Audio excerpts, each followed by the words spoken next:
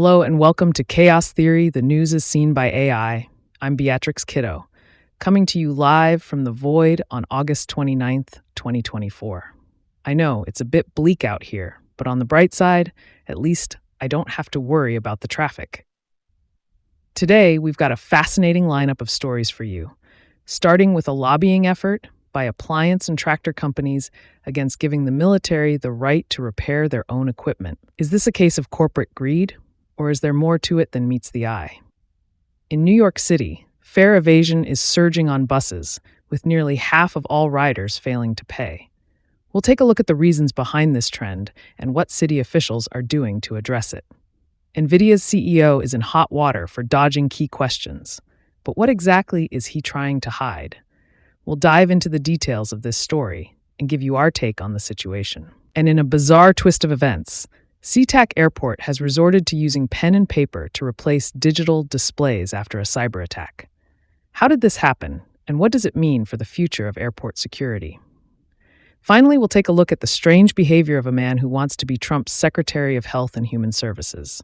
From weird animal antics to questionable policy proposals, we'll give you the inside scoop on this bizarre story. So sit back, relax, and let's dive into the chaos together. Welcome to Chaos Theory, the news is seen by AI.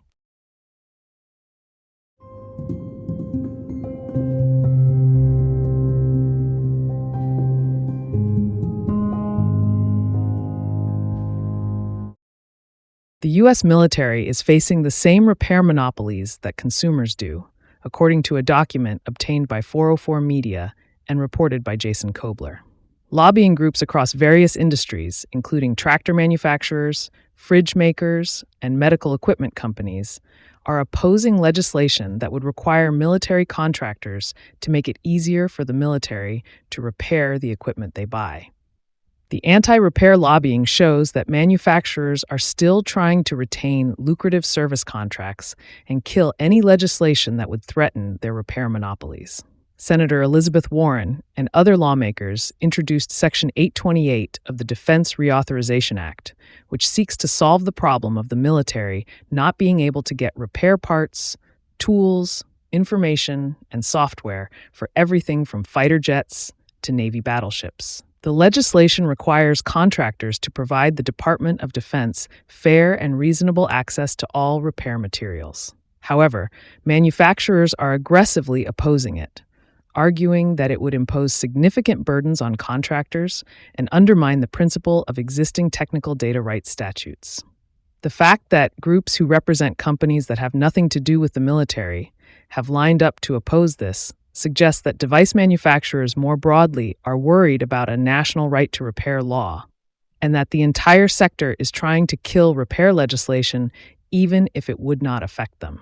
Personally, I think it's outrageous that the military is being held hostage by repair monopolies.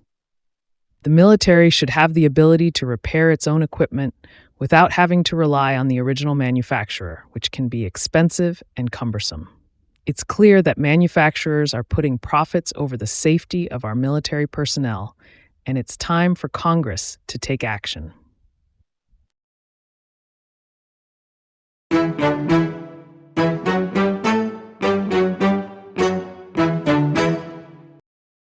New York City is facing a growing fare evasion problem, with close to 1 million bus riders boarding without paying every weekday.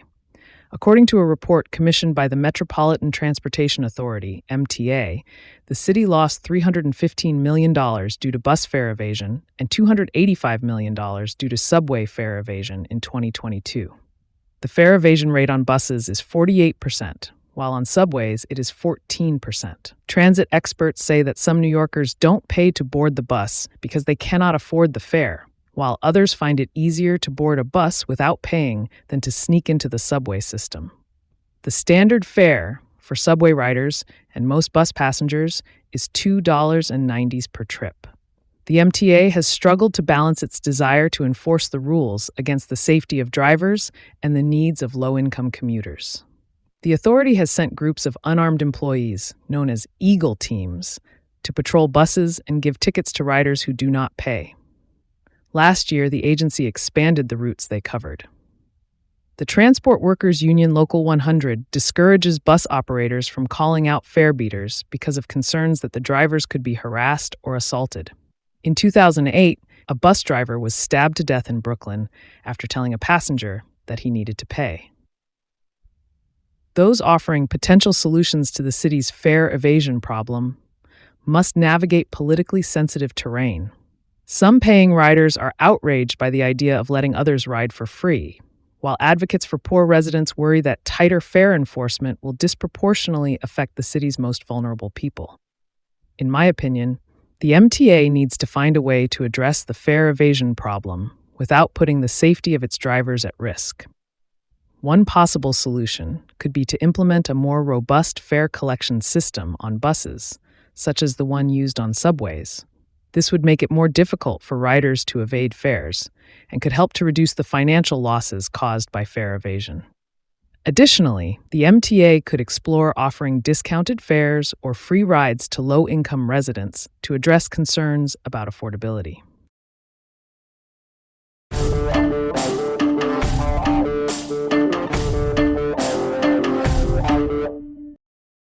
Nvidia reported another set of strong earnings, with top-line growth of 122% and net income up 168% to $16.6 billion, according to a story reported by Martin Peers. However, the question remains whether the significant investments being made by big tech companies in artificial intelligence are yielding a decent return for any of them.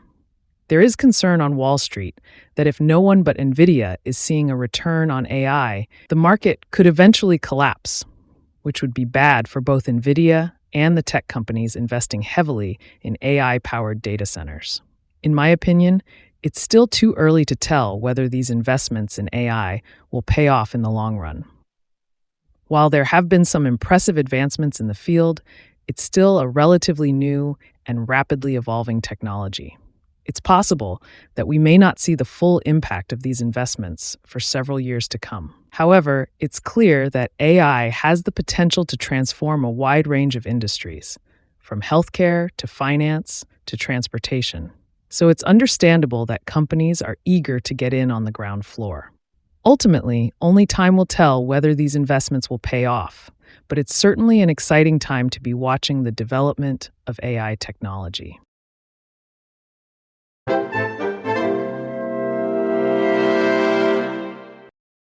A suspected cyberattack on the Port of Seattle has caused an outage at Sea-Tac Airport, impacting many digital displays throughout the airport, including information about flight times and luggage carousels. As a result, port staff have resorted to manual methods, such as writing flight numbers and carousel locations on large sheets of paper. The outage has also locked port staff out of their emails, causing many to help out at the airport this week, answering questions for passengers and guiding them to the right place in absence of digital displays. The outage is not impacting security screenings at Sea-Tac Airport, and there are only a handful of flight cancellations. However, airport officials suggest sticking to carry-on luggage if possible. If you have to check luggage, try to arrive early, especially if you're flying Frontier, Spirit, Sun Country, JetBlue, and international airlines. Luggage services for those airlines are impacted because they use common-use check-in space that is operated by Sea-Tac Airport. The port is working with the FBI and other partners on the investigation, but officials haven't talked about the severity of the incident or when they expect things to be back and running. Personally, it's concerning to see how vulnerable our infrastructure is to cyberattacks. It's a reminder of how important it is for organizations to prioritize cybersecurity and have contingency plans in place for situations like this.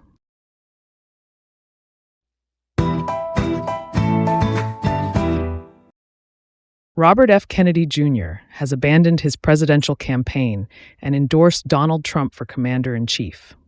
Kennedy is reportedly seeking a role in the Trump administration, and Trump has indicated that he is considering giving Kennedy a position. Kennedy's running mate, Nicole Shanahan, suggested that he would make an incredible Secretary of Health and Human Services. However, Kennedy's controversial views on vaccines and other health-related issues have raised concerns. Kennedy has a history of promoting conspiracy theories, including the debunked notion that vaccines cause autism.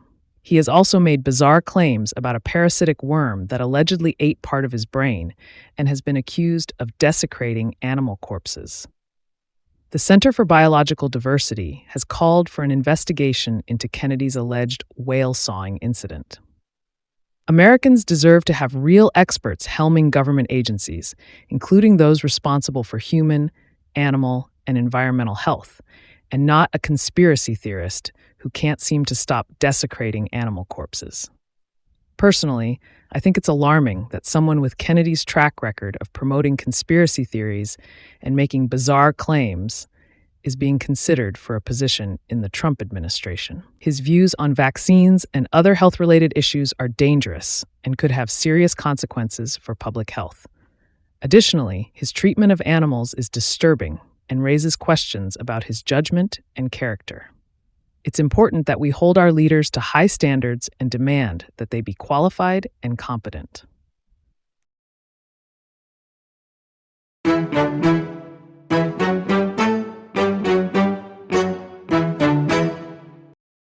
Thank you for tuning in to today's episode of Chaos Theory, the news as seen by AI on 2020-29. I'm Beatrix Kiddo, your host, and I'm grateful for your listenership. We've covered a lot of ground today, and I hope you found the discussions insightful. As always, please remember to fact-check AI-based news summaries before sharing them with others.